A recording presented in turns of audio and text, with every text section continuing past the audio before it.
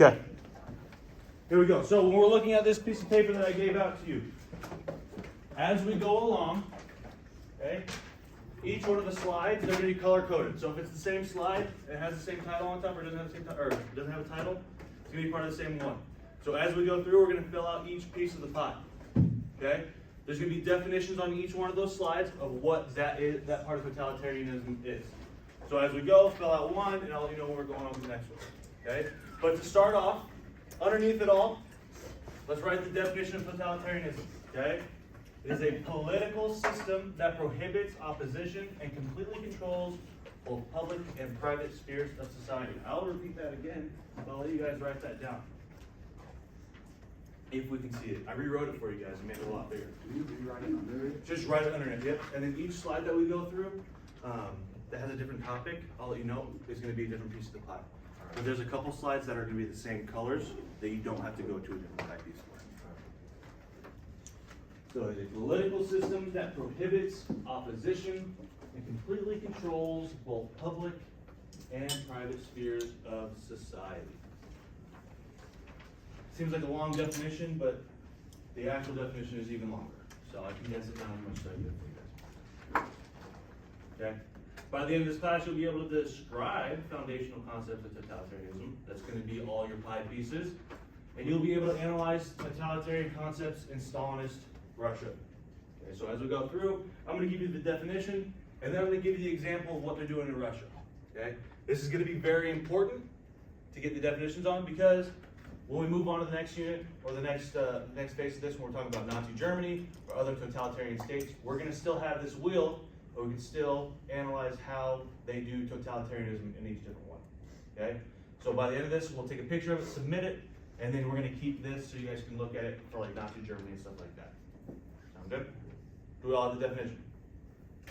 Good to go. Well, it's going to be up there for the whole rest of the class. So I'm going to go on to the first slide. Okay, totalitarianism and its implementation in the Soviet Union. What do we see up here? What is that? What? Yeah, right. That hand. What do we think? Who do you think that hand is? It's a broader idea. The government, right? Okay, controlling the strings of all these people, right? They're reading newspapers, so they're controlling the ideas that are going throughout their society. Okay. So step one, you need a dictatorship or a one-party system. As we know, right after Lenin took over Russia, they created a one-party system and banned what? We good? This is the first piece of the pie. So we just write this? Yeah. So write that title, like within or outside of your circle, right? Like I have them on the outside. Some people did on the inside. So this is the first piece of the pie. Okay? Dictatorship or one-party system? No, doesn't matter where it's at. Okay? Right, the definition is going to be on your left-hand side.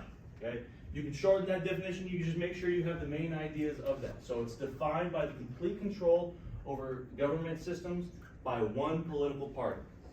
All of the dissenting parties are banned or severely oppressed. Okay, in the United States, right, we traditionally have a two-party system. Right, there's other smaller little parties, but within the USSR, there's only going to be one party. And after the revolution, what is that party? What's the main idea of that party, anybody? What's the major economic system that they're going to put in place?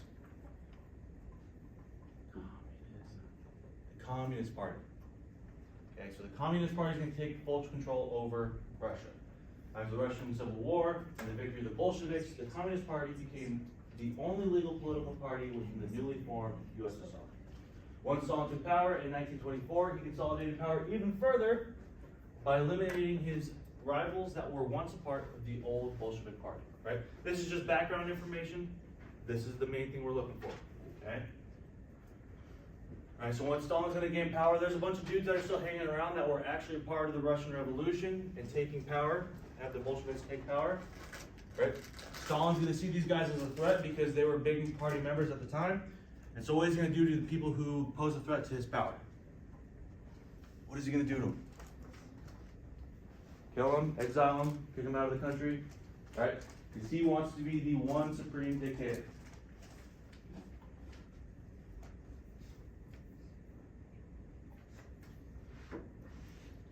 No, we're good. Most of us are pretty much done. Right, and we will post post these after class too, so if you miss something or we have time after I get done teaching this to you, we can go back and look at those, okay? So get what you can. Yeah, we good?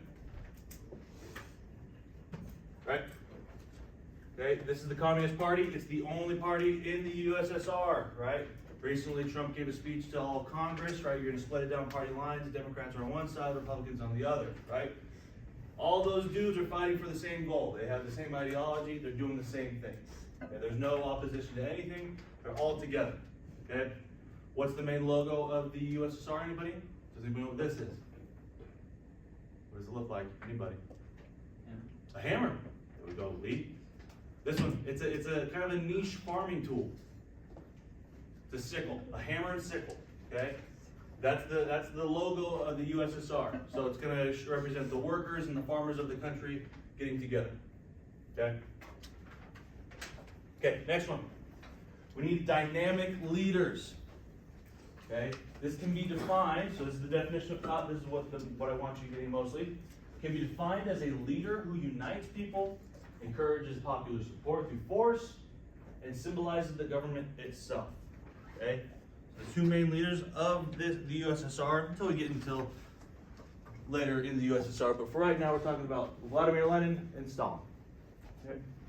So Vladimir Lenin is going to unite the Bolshevik Party and take power by force during the October Revolution.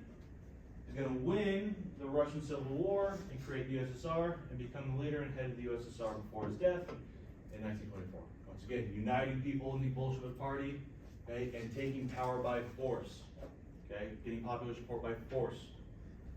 Okay. When Lenin dies, Stalin's going to take power and he's going to cultivate a father of nations perception through the use of propaganda. Okay. So he's going to use propaganda to make himself look more like a superhuman, larger than life figure that is the father of Russia. He can do no wrong. Okay?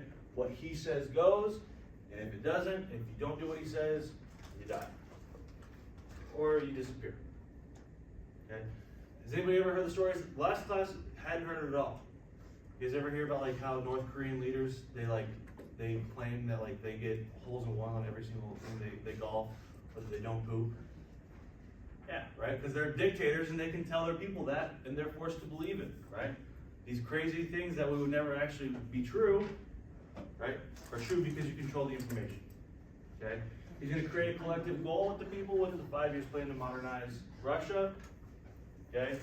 And he labeled opposition to him enemies of the people, which justified the purging of these people from the government society. What do I mean by purge? I know you guys all love the movie. What happens in the purge? Everybody kills each other. Well, not everybody kills each other, but the government's going to kill you or get you out of the country if you don't agree with their ideas. Okay? Right? And if you label everybody's all collective and we're all equal and we're all together, if you're seen as somebody who is an enemy of the people and the greater good of all people, does it make it easier for the government to make you disappear and kill you? Does it justify that for people? That's what you're told so, right? Okay. We good on here? Okay, ideology. So here's the main goals that we're going to set out for the USSR, right? Or totalitarianism in general. Okay? So ideologies within totalitarianism have very similar goals. They're going to set goals for the state. They're going to glorify the aims of the state, and they're going to create a justification for any and all government actions. That's a long one, so I'll give you guys a little bit of time on this. Okay? Set goals. Okay, so the USSR is going to set goals. Okay? The majority of everything they're going to do is going to be based off of Marxism, which pretty much means communism, Leninism, and Stalinism. They're all forms of communism. They all have their different little pieces about them that are a little bit different than the other, okay? But they're influenced by the ones that came before, right? So Marxism describes the fully communist state, the butterflies and rainbows, great la-la land where everybody's equal, okay? Leninism is going to take these ideas, he's going to create his own, but he's also going to see that there needs to be some economic freedom still in the USSR when they begin. So it's not a fully communist state. Okay? But by the time we get to Stalin, he's going to create a fully communist state. But it looks nothing like what was described by Marx. Some similar ideas, but in practice it does not look like that. Okay? So in practice, the main goals of the USSR is is have a strong state. So have control over everything. The government's going to control everything. They're going to beef up their state, beef up their economy, okay? And they're going to try and spread ideas, okay? Rapid industrialization through the 5 years plan, right? Russia was a strong farming community, right? But they hadn't really modernized. They were different from the rest of Europe. So in 1924, that's when we start seeing them try to revolutionize and industrialize their nation, okay? Everybody's going to work. They're going to build factories, right? They're going to try and boost the economy of the USSR. Because they're also going to try and spread communism across the world, so they have more friends and allies. You can't really do that unless you have money to pay for armies or to pay for influence across the world. So they're going to try and make a ton of money by industrialization. And lastly, they're going to try and eliminate class enemies. Right? That's the foundational principle to communism, right? Getting rid of class systems. Everybody's equal. Everybody's holding hands. We're all sharing the benefits of the profits that we make from all the goods that we make. Does that actually happen? It's an opinion. No, right? It's a guess. No, it doesn't happen. Because the government still has the power, so if you're within the government, you're going to have more power than regular workers. Okay? Now, there's some basic necessities that all people have. Everybody has housing. Everybody gets food. Is it the best food? No. Is there much of it? No. But everybody gets food and housing. Okay? Anyone deemed to not be aligned with these goals or these ideologies are considered enemies of the people. Now, what can we do to enemies of the people? Kill them. Or exile. Okay? So you have to fall in line. We good? Okay. Control of information and mass propaganda. This is probably one of the biggest pieces besides the enforcement of it. This is everything. Okay? This is a long definition. I know, it's 2 whole sentences. It's tough. But you guys can condense it down and get the main information out of it, okay? So, control of information and creation of mass propaganda is used as a tool to control citizens' perceptions of the government, its enemies, and the world as a whole. It's also used to attempt to minimize dissent of the controlling power, so the Communist Party, and maintain the status quo, right? Propaganda is used to make citizens think about their government in a certain way. Think about it highly. Make you not want to be dissenting, okay? Its enemies. So think about the U.S., right? The U.S. is the enemies to the USSR because we are a capitalist nation. We don't think that's great. So how do you think the U.S. is represented in the Soviet society? Do you think the U.S. is represented good, bad? Anybody? Bad. Thank you, Noah. Right? They're going to make the U.S. look bad. Okay, and the world as a whole, how should we view the world? Okay? In the USSR, the government controlled all forms of media, radio, newspapers, books, etc. Anything that did not fall within the ideology of the government or support of Stalin was heavily censored throughout the country. Okay, so if you're writing a book or a newspaper, before it gets published out to the public, you have to turn it into the government. They're going to cut things out or tell you that you can't have it at all. Oh, Tommy, never mind. We already told Brenda she can't go, so wait till the end. There's only 3 more. Alright. I'll get through it, I promise. Okay? So here's some propaganda posters that we see. Okay? It says, we smite lazy workers. Right? What's one of the main goals? There's 3 main goals that the government's trying to do. Right? How are we going to boost our economy? Through what? Industrialization. Okay? What do you need if you're going to industrialize? You need workers. Okay? So there's a propaganda poster saying we smite lazy workers. Okay, down through here it's kind of hard to see in the back, but there's like fat people laying in bed that look just like lazy. Okay? And they're bringing the hammer down on them. They need to work. Okay? The other one is after the launch of Sputnik 1. Okay? Who was the first country in space to send a satellite to space? What was the first country? The US or the USSR? USSR. Yeah, the USSR. Right? They got Sputnik out in 1957. Who was the first country to the moon? You get a man on the moon. The US, right? So after the launch of the Sputnik, right? It's showing, hey, these are our guys in space. Everybody's happy, right? Our industrialization and modernization is working. We are the first people to put somebody out in space, right? So they're celebrating the government's actions and celebrating the USSR as a whole, right? Just a little piece of propaganda. Okay, good? Last one? No? We'll come back to it. We'll come back to it. You're good. We'll come back to it. Okay. The next one is state control over society.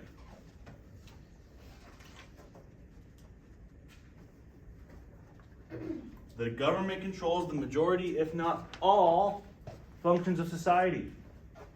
This is including but not limited to businesses, religion, labor, land, art, and education. So everything you can think of how culture is raised, how people get their information, how people make their money. The government's going to have their hand in everything.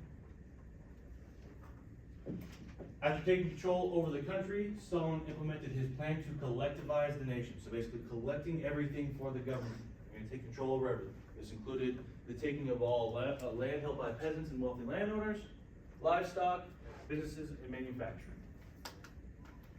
Any wealthy individuals that did not turn over their land or businesses were either exiled from the country or executed. These lands were often overseen by bureaucrats, right? Workers of like political workers, political party members, or workers of the state.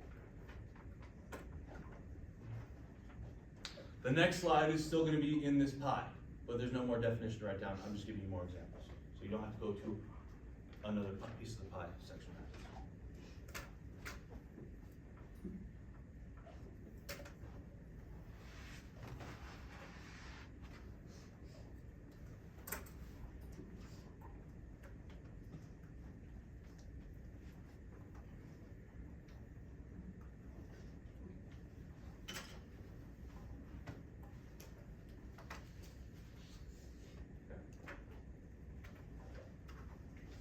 Okay, this is just continuing on that. So the state is going to control all education within the government or within the society. Okay. So in the USSR, this looks like Marxist-Leninist-based curriculum that was enforced in all schools, which indoctrinated the youth to support the party's ideas as one of the biggest parts of the propaganda machine. Okay. So if you raise little kids. You're raising little kids and you're telling them all these things, by the time they're grown ups, are they going to be good party members because this is all they know? Yeah, they're going to be good party members because they don't have any other dissenting opinions because they know no better. So they're going to start that indoctrination and propaganda at a very young age. Okay? They're going to emphasize dangers of capitalism and focus on the strength of Stalin's regime. So they're going to celebrate a lot of the things that Stalin does. Okay? Make him look like a superhuman. Okay. Then we have religion. Religion within the USSR was heavily restricted, as both Marx and Lenin found it incompatible with communist ideas. This created a state support of atheism and outlawed religious propaganda. Okay. What do we see in this picture? At the most basic level, right? We got a little girl. Who might this be? Or what kind of person might this be? A religious person. Maybe a nun, right? Just kind of like a nun, relatively. Maybe a Russian Orthodox nun. Okay. What is she doing to that little girl? Convincing her, yeah, right? Pulling her hair. Where is the nun pointing to? Church. The church. Where is the little girl trying to get to? Yeah, it's like a nice little modern building, right? Maybe part of the government, maybe to work, right? The little girl is trying to get there, but the nun's pulling it away, right? Saying that the religion is basically a speed bump to the goals that the USSR is trying to get to, right? And this is some of the propaganda that they're going to send throughout the nation, okay? Trying to make people less religious, okay? All right. State control of individuals.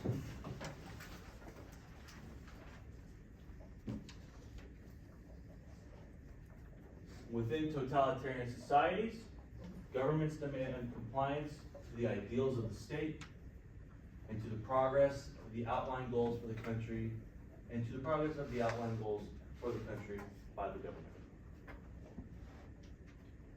Right?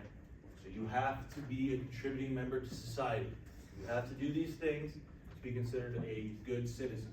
And if you're not a good citizen, you're an enemy of the people. And what happens to enemies of the people, everybody? You get executed. Thank you.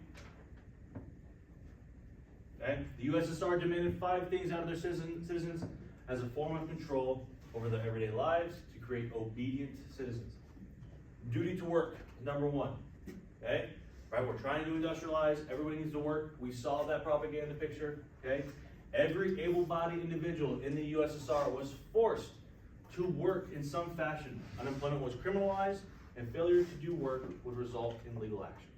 Okay? So there's no unemployment. Everybody's working. The government will find a job for you to do. If that's sweeping up floors, that's what it is. Okay, we all get the same salary, you have a living wage, but you have to work, right? And that's why eventually you're gonna see that that 5 years plan works for a little while, because you have an entire massive workforce that is constantly working, constantly developing, constantly making new things. Okay?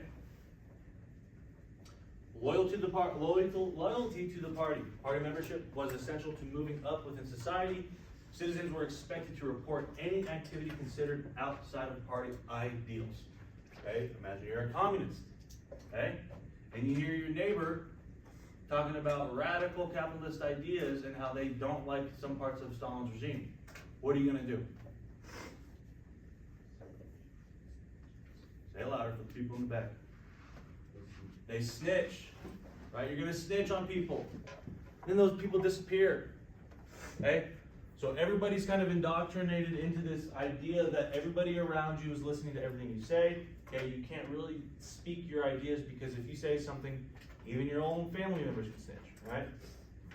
Maybe you're rather indoctrinating your kids at school.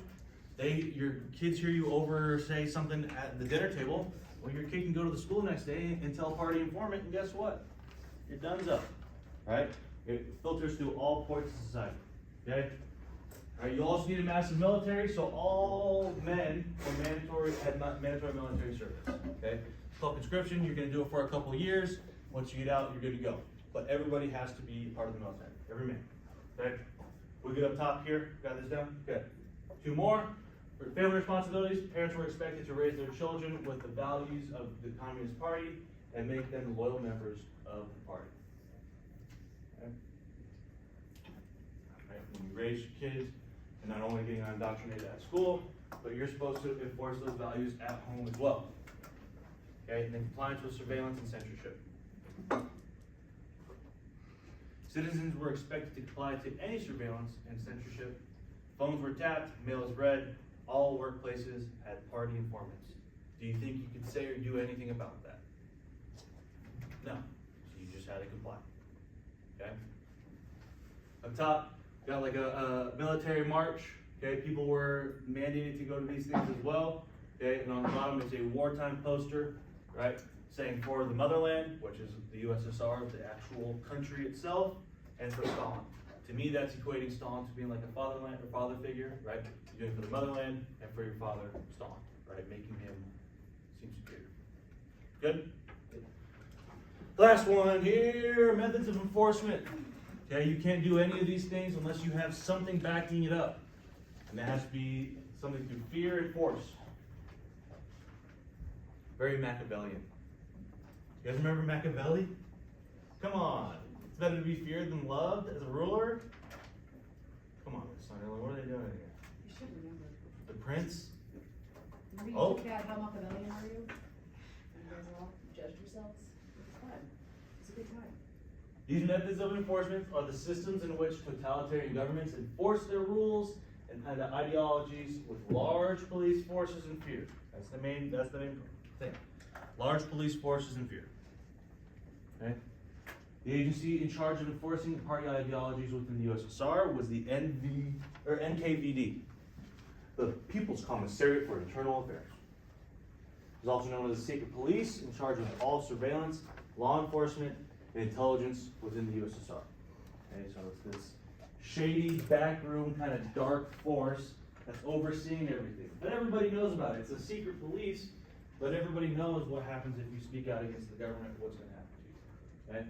The NKVD's activities included arresting, torturing, and executing perceived enemies of the state, managing gulag labor camps. I know you guys look like the gulag. Where my war zone homies at? The gulag. That's where it's come from. Okay. Sounds good, Grayson. Okay. And conducting covert foreign operations. Okay, we good? Well, there's no other slides, so I'll leave this one up for a minute. So what you guys need to do now, take a picture of it, There's a spot on Google Classroom for it. Take a picture, submit it, and then put this in a safe space, because are we gonna use this for the next couple weeks once you guys get back from spring break? Yes. Yes, mine's upside down. Yes. Okay, turn that in. Now, if you need to still make up a test or a quiz, we should have a little bit more time, right? We get out of here at 11, not 11:30, that's out. I don't know when we get out of here. A few minutes, you can take your test. If you haven't finished your picture analysis that we did on Monday, you can do that as well, because that is due tonight. Thank you, guys. Anyone need me to go back to any slides? Ideology stuff? There you go. Just that top portion is all you need.